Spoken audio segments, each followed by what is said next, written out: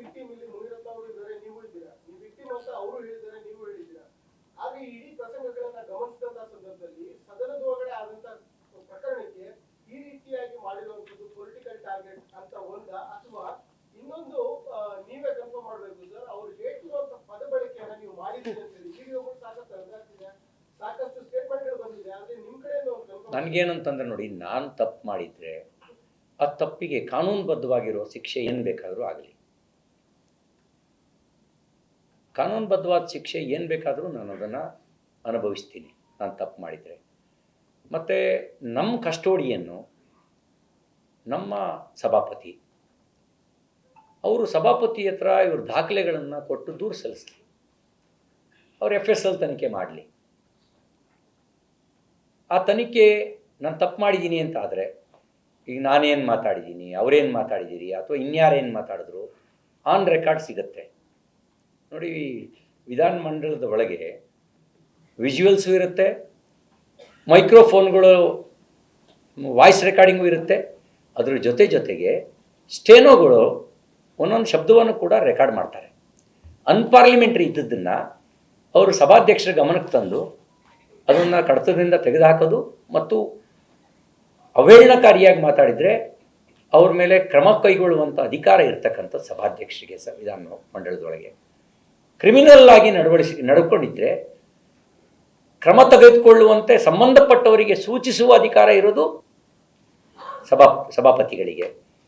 ಕಾನೂನು ಕೈ ತೆಗೆದುಕೊಳ್ಳುವ ಅಧಿಕಾರ ಅಥವಾ ಬೆದರಿಕೆ ಹಾಕುವಂಥ ಅಧಿಕಾರ ಮಂತ್ರಿಗಳಿಗೆ ಕೊಟ್ಟಿಲ್ಲ, ಉಪಮುಖ್ಯಮಂತ್ರಿಗಳಿಗೆ ಕೊಟ್ಟಿಲ್ಲ. ನೀವು ವಿಜುವಲ್ಸ್ ನೋಡಿ, ನೀವು ಉಪಮುಖ್ಯಮಂತ್ರಿಗಳು ಮಾತಾಡಿರೋ ವಿಜುವಲ್ಸು, ಕೈ ತೋಳೇರಿಸಿರೋ ವಿಜುವಲ್ಸು ಇದೆಯೋ ಇಲ್ವೋ ನೋಡಿ. ಚಂದ್ರಾಜ್ ಹಟ್ಟಿಹೊಳಿ ಹೊರಗೆ ಬಾ, ನೀನು ನೋಡ್ಕೊಳ್ತೀವಿ, ನಿನ್ನ ಗತಿ ಕಾಣಿಸ್ತೀವಿ ಅಂತ ಹೇಳಿರುವಂಥ ಆಡಿಯೋ ವಿಡಿಯೋ ಇದೆಯೋ ಇಲ್ಲೋ ನೋಡಿ. ನನ್ನ ತಾಯಿ, ನನ್ನ ಅಕ್ಕ, ನನ್ನ ಹೆಂಡತಿ ಬಗ್ಗೆ ಮಾತನಾಡಿದ ಅವರ ಆಡಿಯೋ ವಿಡಿಯೋ ಇದೆಯೋ ಇಲ್ಲೋ ಅಂತ ನೋಡಿ. ಇದ್ರ ಮೇಲೆ ನನ್ನ ತಪ್ಪಿಗೆ ನನಗೆ ಶಿಕ್ಷೆ ಆಗಲಿ, ಯಾರು ತಪ್ಪು ಮಾಡಿದ ಅವ್ರಿಗೆ ಶಿಕ್ಷೆ ಆಗಲಿ.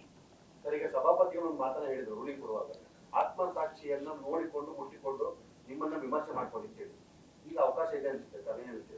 ನಾನು ಹೇಳಿದ್ದೀನಲ್ಲ, ನಾನು ಪ್ರತಿನಿತ್ಯ ಒಮ್ಮೆ ಬೆಳಗ್ಗೆ ಎದ್ದ ತಕ್ಷಣ 1-2 ನಿಮಿಷಗಳ ಕಾಲ ಮೌನವಾಗಿ ಪ್ರಾರ್ಥನೆ ಮಾಡಿ ಆಮೇಲೆ ಹೊರಗಡೆ ಬಂದು ನೆಲಕ್ಕೆ ಕಾಲಿಡ್ತೀನಿ.